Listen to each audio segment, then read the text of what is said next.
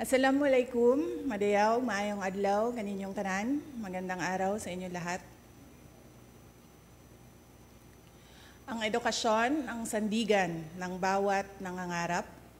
Education is the key to success, not only of individual aspirations, but of an entire nation. As we commence preparations to embark on a new school year, we also take time to assess where we are from where we started. Tandang-tanda ko pa nung ako'y unang manungkulan bilang kalihim ng edukasyon sa gitna ng pangkaraniwang kaalaman natin ukol sa sitwasyon ng basic education sa ating bansa. Gumugol din ako ng oras upang marinig mismo mula sa bibig ng ating mga guro, ng mga mag-aaral, at mga magulang kung ano nga ba ang iba't ibang pagsubok na pinagdadaanan nila araw-araw. Ang mga narinig ko ay sari-saring kwento ng katatagan, pagmamahal sa napiling bukasyon, at pagsisikap upang makamit ang mga munting pangarap. Ang matatag agenda is not a mere campaign. Rather, it encapsulates and defines what Philippine education, along with its approximately 28 million learners and almost 1 million teachers, already embodies. It is resilient. Our children are the children of heroes.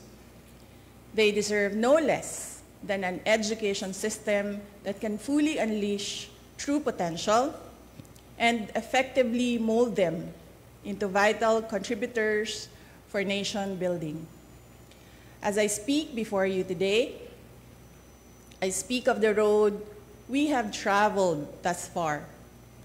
2 years since we accepted the gargantuan task of heading the basic education sector, we have taken big steps towards institutional reforms through the improvement of our curriculum, the acceleration of basic education infrastructure and facilities, the promotion of learners' safety and well-being, and the provision of much-needed support for teacher quality and welfare. In the last 24 months, DepEd has launched a new curriculum for kindergarten to grade 10. As we open our schools on July 29, we highly anticipate its nationwide implementation. Our curriculum, however, is a mere scrap of paper without the necessary resources for its effective delivery. In order to provide resources such as textbooks, supplemental reading materials, as well as learning tools and equipment, we took strides to improve the procurement process within the department.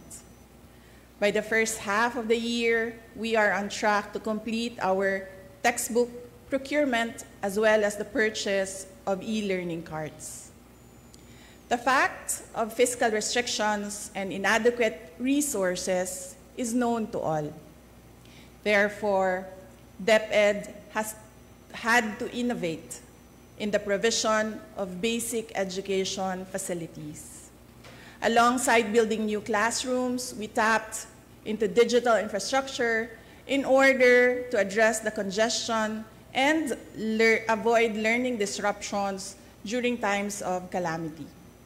Today, an additional 2,000 last-mile schools have been given internet connections through satellites, while 305 schools have been connected through fiber internet. By the end of 2025, we aim for all schools to be connected. With the emergence of technology and social media, our learners also face new and emerging challenges. Hindi biro ang maging mag-aaral sa panahong ito. In order to provide a safe and conducive learning environment for our learners, we have launched a centralized reporting system through the Learners' Rights and Protection Office. By providing a hotline, we remind each learner that they are never alone. We continue to provide awareness and work with partner agencies to shield our learners and teachers from all forms of abuse, illegal drugs, terrorism, insurgency, and all forms of criminal activities. In our thrust to promote inclusivity, we continue to strengthen the alternative learning system and our special needs education.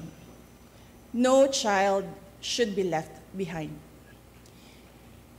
Teachers are truly the cornerstone of any education system. We have worked tirelessly to address your concerns through the National Educators Academy. We have provided avenues for teacher training and professional development. We have provided personal accident insurance to assist our teachers when they need it most. We have removed all administrative tasks to unburden our teachers, to bring them back to the classroom and to allow them to focus on teaching. We have also given our teachers their much needed rest, a 30-day, no mandatory or voluntary tasks break, which they are currently enjoying as we speak. I did not do this alone, nor do I claim to have done so.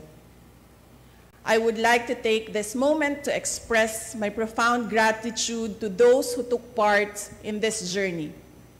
To our partner agencies in the national government, thank you for your commitment towards a whole-of-government approach for basic education.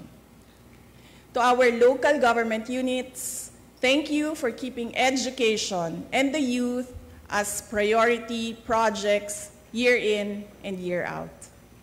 To our private sector partners, whether foreign or domestic, thank you for your resolve as education champions. To my DepEd family, Execom, Mancom, Central, Regional, Division, and school officials, teachers, and non-teaching personnel, thank you for your unwavering support, hard work, and dedication to serve the Filipino people. Mabuhay kayo.